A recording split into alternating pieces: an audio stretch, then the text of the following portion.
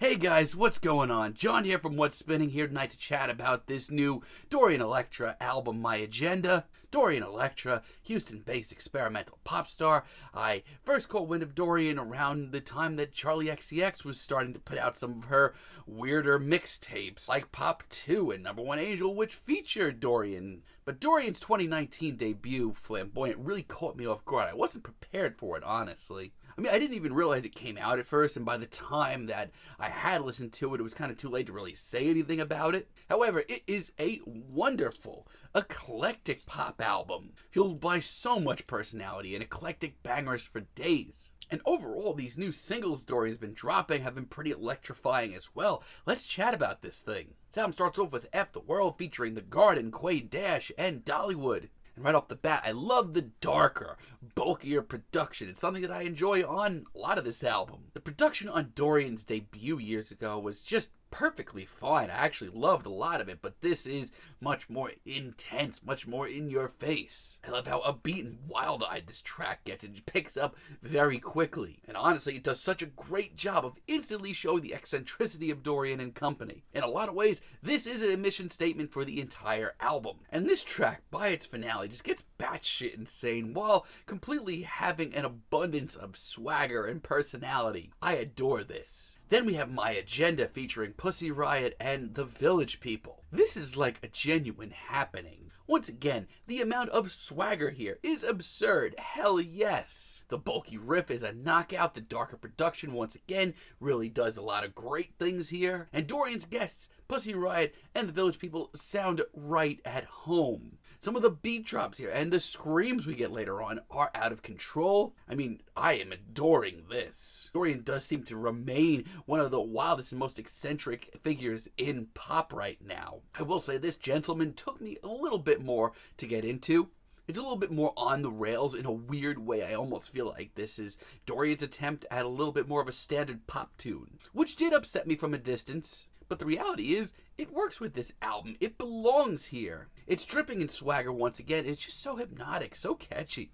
My Lady, on the other hand, is super intense, super short. It does not waste a second. I love the intense beat in a weird way. This almost kind of reminds me of the post-industrial that Arca was working with on her last album. It's got this huge, meaty riff, but it's so exciting. And I love Dorian's very hypnotic mantra here. Overall, this is one of the more wild and eclectic and just genuinely fun pop albums I've heard all year. Overall, it's great. There are a couple of tracks here that did let me down. Iron Fist featuring Faris Badwan on one hand, such a letdown for me. I am such a huge fan of the horrors. I was seriously looking forward to this. But honestly, it's one of the less interesting tracks here. Not only that, but it borders on cheesy, which is something I've never felt about with Dorian's music, ever. And Monk Mode interlude featuring Gaylord, isn't that better? I love the over-the-top, ridiculously cheesy atmosphere here. That's great. Like, this genuinely sounds like a Death Clock B-side from Metalocalypse. But honestly, it's one of the least thought out tracks here. It honestly would have been better if it was not an interlude and much more thought out, an actual track. And Give Great Thanks is tough. To be honest, as far as the singles that were dropped beforehand, probably one of my least favorite. All around, this should work. Lyrically, this touches down a lot on the same hypersexual topics that Dorian has talked about in the past. It feels like it belongs here lyrically. I also love the beat. I love the production. But if I may, I'm just not into Dorian's vocal effects here. Just not my cup of tea. Outside of that, though, Dorian's on one hell of a roll right now.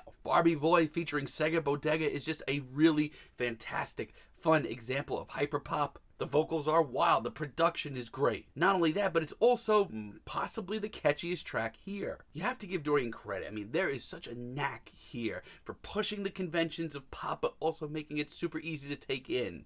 I absolutely adore everything about this track, from the drama to the darker production to the throwback dance pop groove to Dorian's continued fantastic commentary on gender politics. This is fantastic. And Sorry Bro, I Love You, while short, is nothing but bombastic ear candy. If you're a fan of the likes of what Charlie XCX and 100 Gex have been doing lately, you're gonna wanna hear this. It's adorable, it's sweet, it's undeniably incredibly catchy. Not only that, but it's so much fun. I wish it was like 3 times as long. And Edgelord featuring Rebecca Black is one of my favorite tracks here. This is one of Dorian's most charismatic performances here, and I continue to love how dark and bulky this is.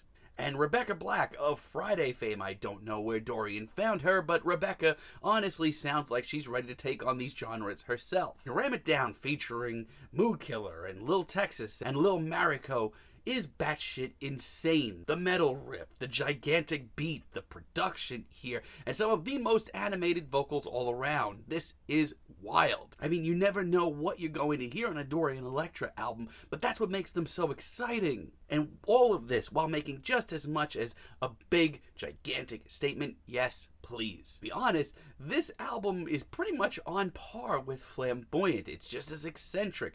It shows Dorian making just as big statements while bringing in colorful, eclectic bubblegum bass and hyperpop and more. The vocal guests are fantastic. The production is big and bulky and darker and a lot of fun.